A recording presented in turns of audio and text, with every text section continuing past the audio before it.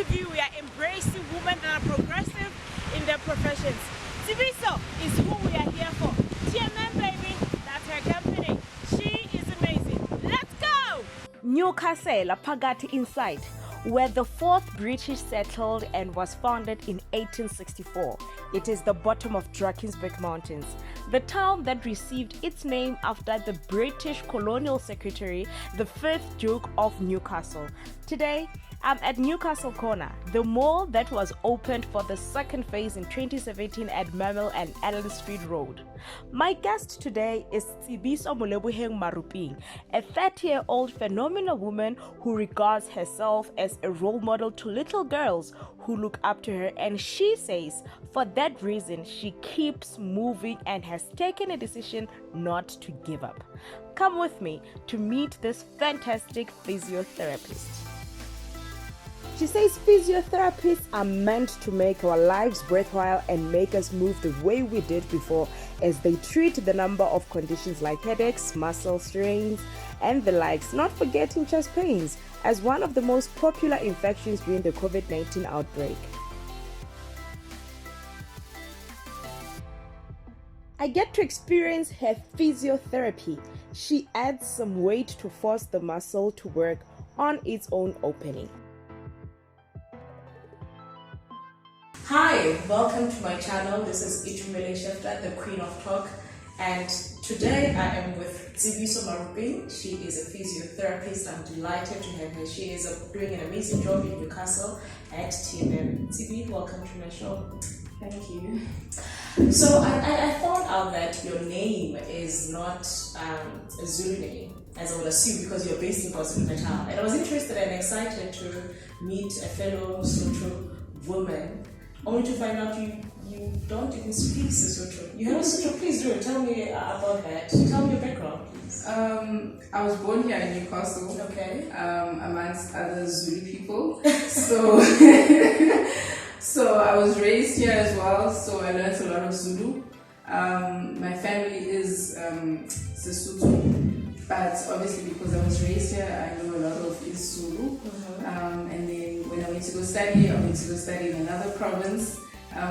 Unfortunately, not in Free State, not in Gauteng, so I didn't get the chance to actually learn much of Sotho. So you are a physiotherapist, one of a not so popular profession. What is physiotherapy?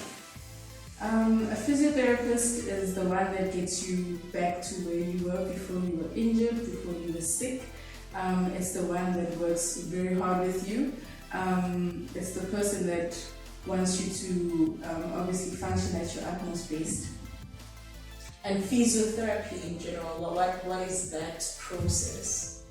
Physiotherapy, we work with muscles, we work with joints, we work with the whole body. We work with different kinds of conditions. A lot of people think that physiotherapy, we normally just massage, but we don't necessarily do that.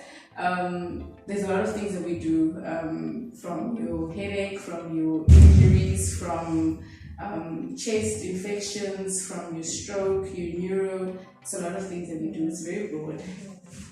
Interesting. I think what stands out about your story in this career is that you are independent, which is why I'm here, because you are flourishing as a young African woman. Why did you choose to run independent? Please do share with us your academic journey to being an independent physiotherapist. I went from Newcastle, went to go study in UCT in Cape Town. And then after that, I went to go do my community service in Emelo in Mpumalanga. Thereafter, I started locuming for other physiotherapists. Often came to Newcastle like on weekends. Then during the week, I was obviously permanent in Emelo. Didn't have rest days.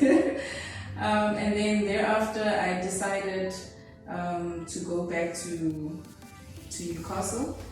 I was working under another physiotherapist at that time, so learned a lot of things in the private sector, and then thereafter I decided to open my own practice. So, like we agreed that this is a very unique profession from many other professions. What inspired you to choose this profession, especially knowing that it was not as popular as it is now? When I was in high school, I played netball and cricket. So I loved playing sports. So one of the things that inspired me to be a physiotherapist was that I wanted to be a sport physiotherapist.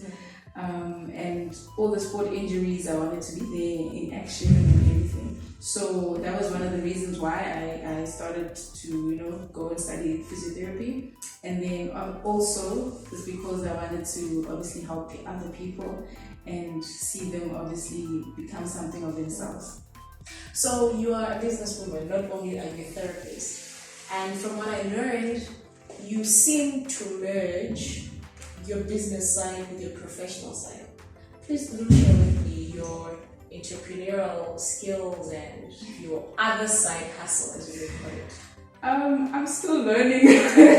I'm still getting myself on my feet. But I am trying to incorporate the physiotherapy side into exercise, into healthy lifestyle, into getting people to move, into obviously changing the other people's lifestyle, and then also making money from it. But also, the initial thing is obviously to help other people to move and And what are those side hustles that you do? I sell hiking stuff, hiking clothes, hiking gear, exercising gear as well. And what is Hycobics? Hycobics is a hiking, I can say it's a hiking club, and we go hiking once or twice a month in and around Newcastle. We've only been to Drakensberg once, so outside of Newcastle, but we are planning to obviously tackle the world. And please do emphasize and just clarify that you are the founder. And tell us more about it. Yes, I founded the hiking club because I obviously like climbing mountains as well, and I'm not only about treatment in the room. Obviously, I want my patients to also move and to obviously see what the treatment side, has it been working or has it not been working. So I really want my patients and other people to actually move outside of this room. So that's how I founded it. And also because when I grew up in Newcastle, I don't remember hiking at all, and I don't think a lot of people knew what hiking was, and I don't think a lot of people actually still know what hiking is. Often people, when you mention it and they're like, no, but hiking is when you hike to another place where you stand on the road and you actually want transport. So there's a lot of education in it, and I often say people must just come and they'll see how it's like. You know what you said right now just wraps up everything, because like I asked you before, that your profession is not so popular. What is the South African attitude to physiotherapy in general? We often have to prove ourselves, and we often have to educate ourselves, because we are also individual and independent practitioners. So what that means is you don't necessarily need to go to the doctor first if you have an injury or if you have headache or whatever that might be bothering in your body. You can actually go to a physiotherapist first. So a lot of things with answering your question is we often come second to a lot of things, but we also can diagnose conditions and treat them as well. So does this then mean you are a doctor or not? We're not doctors. We're physiotherapists. Yes, we're not classified as a doctor per se, but we are individual practitioners as well. Okay. So you mentioned that hiking is not so popular, but now I, for one, I'm very familiar with hiking. As a kid, was just growing up and climbing the mountain. Did not have a name for it. We just walked to the mountain, However, I've always known it to be very popular amongst the white community and not the African community. So how then do you want to introduce it the way that it should be? I don't think there is a specific formula that I'm supposed to be using to introduce it to people, especially the people that are like me. I'm just going as it like it should, you know. Come experience it. Yes. If you don't like it, you don't like it. But I promise you, if you do come and hike, you're actually gonna get addicted to it. Yeah. So I'm not going around it with a specific formula. I mean, there's no formula to introducing a good thing to people. You know, I had a great session with you earlier on. I really enjoyed it. I'm amazed. This is how you dress, because I'm learning this should be part of your uniform because it has your name on it, right? Yes. Why would you dress like that? And right, especially in your field. It's actually called a scrub dress. I mean, I don't think this type of uniform was there 10 years back. Normally scrubs are seen as pants and a top, but now there is scrub dresses and you're able to do a lot of things with it. Physiotherapy, you can still do physio in a scrub dress. So yeah. Interesting. So as I walked in your practice, I realized we are closer to the gym. As a matter of fact, we can hear sounds from the gym of the heavy weights and all that. Is there any reason for you to choose being closer to the gymnasium? Because I love sport injuries and also I love working out. That was also one of the reasons why I chose to be close to the gym. And when people get injured in the gym, it's much closer for them to come to a physiotherapist right next door. A lot of gymnasiums, they also have biokinetics, they have physiotherapists within their gyms, but unfortunately this type of gym, it doesn't have a physiotherapist within it.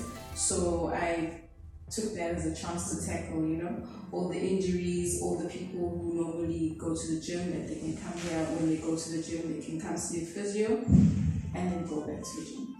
So as you say so, I'm actually thinking that you have a lot of male patients, because most of the time people that are so passionate about gym seem to be men, if I may put it that way. And I think things are now changing. More women are becoming more interested into the sport and whatnot. What have been the challenges of being a young black woman, independent in the practice?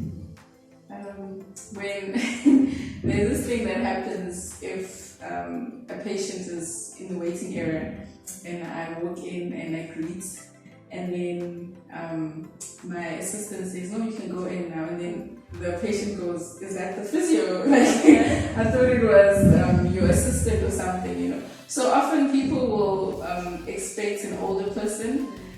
Sometimes they'll expect a different color, especially within the type of area that we are located in. And it's fine, like, you know, often people judge a book by its cover, but often when they walk in and when they walk out, it's two different things that happen, you know. So by the time they walk out, they have smiles, so that's the good thing that happens. Impact right there. So this is all your work, right? And this is TMM. Why TMM? Tell us about it. TMM, it's my initials actually, so it's both my names and my surname. So that's how I came up with the name TMM. Thank you so much, Tsebiso, for being my guest. I am so proud of your work. It's women like you that inspire all of us young black women that are doing it, those that are struggling, those that have not found their feet. So keep on shining and let's take over the world. Thank you so much for being part of my show. See you later.